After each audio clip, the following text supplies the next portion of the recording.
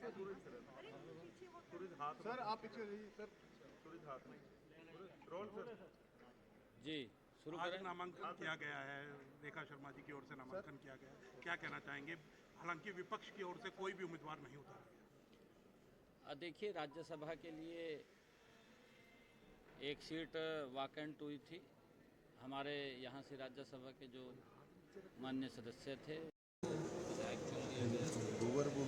देश के यशस्वी प्रधानमंत्री आदरणीय नरेंद्र मोदी जी, भारतीय जनता पार्टी के राष्ट्रीय अध्यक्ष जगत प्रकाश नड्डा जी और हमारे भारत के गृह मंत्री आदरणीय अमित शाह जी, तमाम उच्च लीडरशिप आदरणीय मनोहर लाल जी, उनका हम दिल से धन्यवाद करते हैं कि उन्होंने हमें हमारी पार्टी की बहुत ही सीनियर और बहुत ही पुरानी, जिन्होंने नीचे ग्रास रूट लेवल से भारतीय जनता पार्टी को लंबे समय से मजबूत करने का काम किया है और पूर्व में महिला आयोग की माननीय चेयरपर्सन रही हैं रेखा शर्मा जी को राज्यसभा के लिए आज नॉमिनेशन फाइल किया है। मैं इनको बहुत बहुत बधाई भी देता हूं। केंद्रीय नेतृत्व का मैं दिल से आभार प्रकट करता हूं कि एक ग्रॉस रूट लेवल के कार्यकर्ता को आज राज्यसभा के अंदर भेजा है। मैं इसके लिए केंद्रीय नेतृत्व का बहुत बहुत धन्यवाद करता हूं और रेखा शर्मा जी को मैं बहुत बहुत बधाई देता हूं और ये हरियाणा का पक्ष राज्यसभा के अंदर रखेंगी मजबूती से, हरियाणा को बड़ा उसका लाभ मिलेगा। इनको बधाई देता हूं और केंद्रीय नेतृत्व का मैं दिल से आभार और धन्यवाद करता हूं। विपक्ष की तरफ से कोई उम्मीदवार नहीं उतारा गया, कैसे देखें? नहीं, देखिए, वो विपक्ष की अपनी स्ट्रेटजी होती है और अपनी स्ट्रेटजी के अनुसार ही वो निर्णय लेते हैं और क्योंकि ये सीट मैंने जैसा बताया भी है कि हमारे राज्यसभा के सांसद थे कृष्ण लाल पंवार जी, वो विधायक चुने गए और विधायक चुने गए तो उनके स्थान पर रेखा शर्मा जी को यहाँ पर भेजा है। मैं इनको बधाई भी देता हूँ, शुभकामनाएं देता हूँ। उनकी अपनी स्ट्रेटजी है कांग्रेस की। बीजेपी महिला सशक्तिकरण की बात करती है, पहले किरण चौधरी जी को भेजा, अब रेखा शर्मा जी को भेज रहे हैं, क्या कहना चाहिए? नहीं, देखिए, आदरणीय प्रधानमंत्री जी लगातार महिलाओं को सशक्त करने के लिए निरंतर प्रयासरत। उनकी जो योजनाएं, जो उनकी नीतियाँ हैं और जो उनकी नीति है वो महिलाओं को सशक्त और मजबूत करने की है।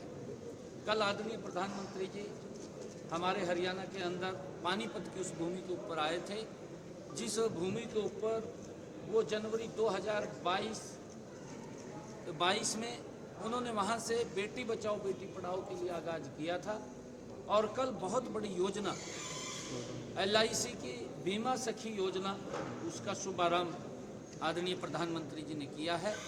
क्योंकि जब बेटी बचाओ बेटी पढ़ाओ का आगाज किया था उससे भी देश के अंदर लाखों बेटियों को जीवन दान मिला है और जो ये योजना कल शुरू की है बीमा सखी योजना, उसका बड़ा लाभ हमारी महिलाएं सशक्त और मजबूत होंगी, उनका रोजगार का साधन खड़ा होगा, आत्मनिर्भर बनेंगी। आदरणीय प्रधानमंत्री जी ने कल हरियाणा की भूमि से इस योजना को लॉन्च किया है। मैं इसके लिए भी आदरणीय प्रधानमंत्री जी का धन्यवाद करता हूं।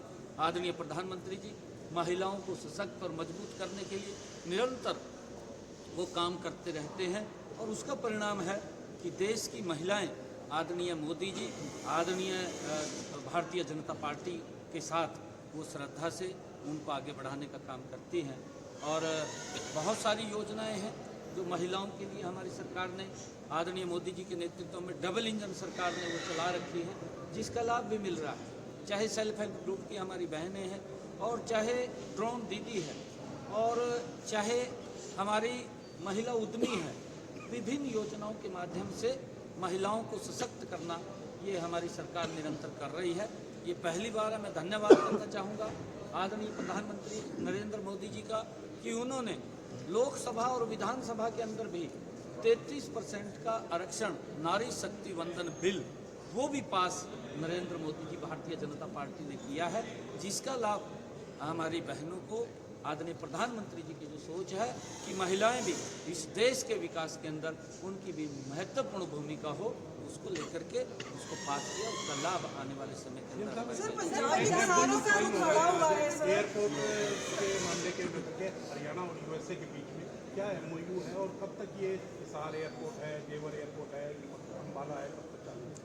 जल्दी ही, क्योंकि लगभग वो फाइनल टच में है, उसकी कुछ एक तो एनओसी वो रह गई है, वो जल्दी ही शीघ्र ही आ जाएगी, क्योंकि एक इंस्ट्रूमेंट की आवश्यकता थी। वो इंस्ट्रूमेंट भी हमारा पहुंचने वाला है, वो भी हमें मिल गया है और जल्दी ही हिसार एयरपोर्ट वो वर्किंग में आ जाएगा। आदरणीय प्रधानमंत्री जी का जो ही हमें समय मिलेगा उसके बाद उसको हम चालू करेंगे।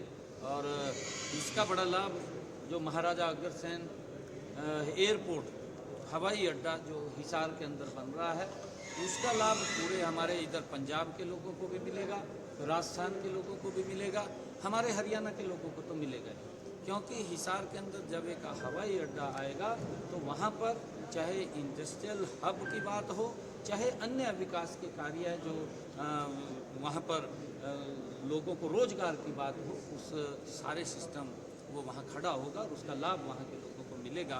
और जल्दी ही, क्योंकि हिसार जो महाराजा अग्रसेन हवाई अड्डा हिसार के अंदर है, उसकी सारी फॉर्मेलिटीज हमने पूरी कर ली है, लगभग फाइनल दिशा के अंदर है और जल्दी ही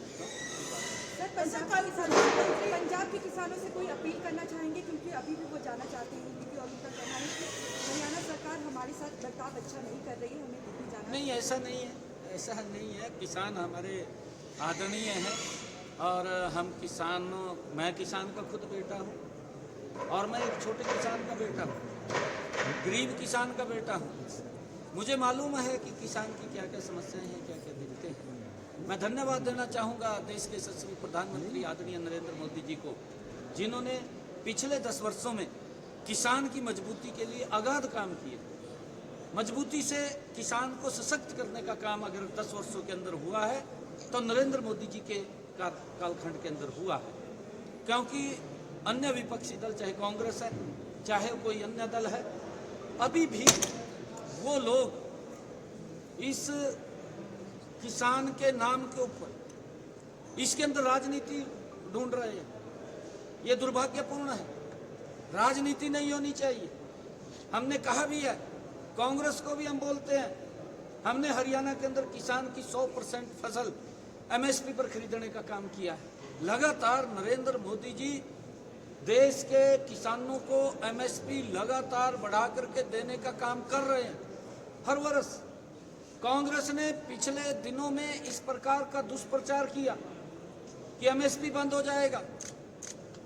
एमएसपी बंद नहीं हो रहा है, कांग्रेस की दुकानदारी बंद हो रही है। और जब कांग्रेस की दुकानदारी बंद हो रही है तो फिर कुछ ना कुछ पीड़ा होती है, और पीड़ा होती है तो इस प्रकार का दुष्प्रचार होता है। मैं कांग्रेस के नेताओं को कहना चाहूँगा, अगर आपको किसान की इतनी चिंता है, राहुल बाबा को भी कहना चाहूँगा, आप हिमाचल प्रदेश में कांग्रेस की सरकार है, हम हरियाणा में 100% एमएसपी पर किसान की फसल खरीद रहे हैं। नरेंद्र मोदी जी लगातार एमएसपी बढ़ा करके देने का काम कर रहे हैं, एक भी फसल नहीं छोड़ रहे हैं। राहुल बाबा, आप भी हिमाचल के अपनी सरकार के अंदर कहिए कि वहाँ के किसानों को 100% उसकी फसल को एमएसपी पर खरीदे। कर्नाटक के अंदर कहे, कर्नाटक में कांग्रेस की सरकार है, क्यों नहीं बोल रहे हैं? अपनी किसान सरकार की तरफ ताला लग जाता है, वहाँ पर जाकर के बोलना चाहिए। अपनी सरकार है, राहुल बाबा को कहना चाहिए, राजनीति नहीं करनी चाहिए कि वहाँ के कर्नाटक के किसान की फसल को 100% एमएसपी पर खरीदे। तेलंगाना के किसान को, वहाँ की सरकार को बोलना चाहिए, राहुल बाबा को। और मैं केजरीवाल साहब को भी ये बात कहना चाहूँगा कि राजनीति को बंद करें। आपकी राजनीति जो भ्रष्टाचार की राजनीति है और जो आपकी लॉलीपॉप की राजनीति है, उसको पूरा देश जान चुका है, कांग्रेस को भी और आम आदमी को। आप पंजाब के किसानों को ये आश्वस्त करिए, उनको आश्वासन दीजिए कि आपकी फसल 100% एमएसपी पर खरीदने का काम पंजाब सरकार करेगी। क्यों नहीं बोलते हैं? पहले अपने गिरे भाव में जा करके देखें, फिर दूसरे के ऊपर उंगली उठाने का काम करें। ये करना चाहिए केजरीवाल साहब को, राजनीति नहीं करनी चाहिए इसके अंदर। किसान हमारे आदरणीय है, मैं किसान का बेटा हूँ, मुझे मालूम है। मैंने खेत के अंदर अपने हाथ से पानी लगा रखा है, खाल के अंदर नक्के मोड़े हैं, मैं किसान की जीरो ग्राउंड की रिपोर्ट जानता हूँ। मैं नरेंद्र मोदी जी का धन्यवाद करता हूँ कि एक गरीब किसान के बेटे को हरियाणा की जिम्मेवारी दी है, और उसको मालूम है, नरेंद्र मोदी जी को मालूम है कि किसान को कैसे सशक्त और मजबूत करना है। परंतु ये कांग्रेस पार्टी और अन्य दल मिलकर के जो इंडी गठबंधन के साथ जुड़े हुए हैं, ये किसान के नाम के ऊपर राजनीति कर रहे हैं। अरे उनके सुधार की बात करिए, आपकी सरकारें हैं, आप वहां पर जाकर के चिंता करिए, तब जाकर के उंगली उठानी चाहिए।